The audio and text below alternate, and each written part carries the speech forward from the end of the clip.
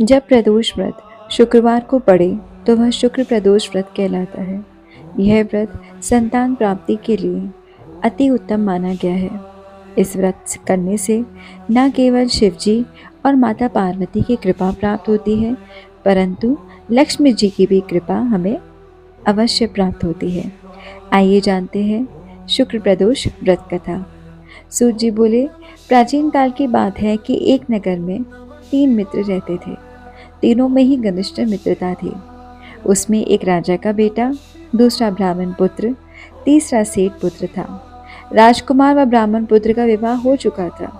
सेठ पुत्र का विवाह के बाद गौना नहीं हुआ था।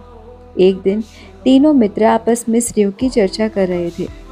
ब्राह्मण पुत्र ने नारियों की प्रशंसा करते हुए कहा, नारीहीन घर भूतों का डेरा होता है। सेठ पुत्र ने यह वचन सुनकर अपनी पत्नी लाने का तुरंत निश्चय किया। सेठ पुत्र अपने घर गया और अपने माता पिता को अपना निश्चय बता दिया। उन्होंने बेटे से कहा कि शुक्र देवता डूबे हुए हैं।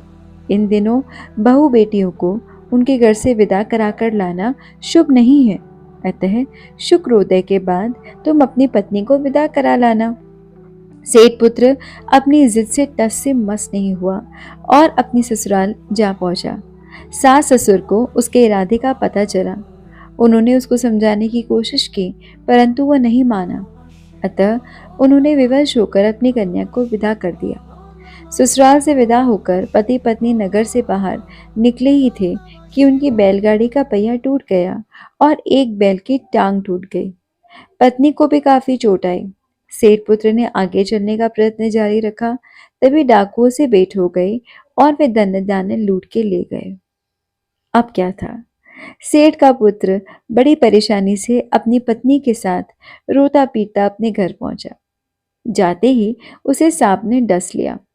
उसके पिता ने वैद्यों को बुलाया। उन्होंने देखने के बाद घोषणा की कि आपका पुत्र 3 दिन में मर जाएगा। उसी समय इस घटना का पता ब्राह्मण के पुत्र को लगा। उसने सेठ से कहा कि आपका लड़का शुक्र अस्त होने पर अपनी पत्नी को विदा कर लाया है।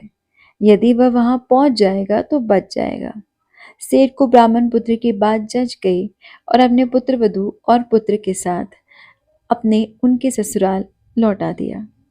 वहां पहुंचते ही सेठ पुत्र की हालत ठीक होने लगी और जल्द वह ठीक हो गया। तत्पश्चात उन्होंने शेष जीवन सुखपूर्वक बिताया और प्रदोष का व्रत नहीं छोड़ा।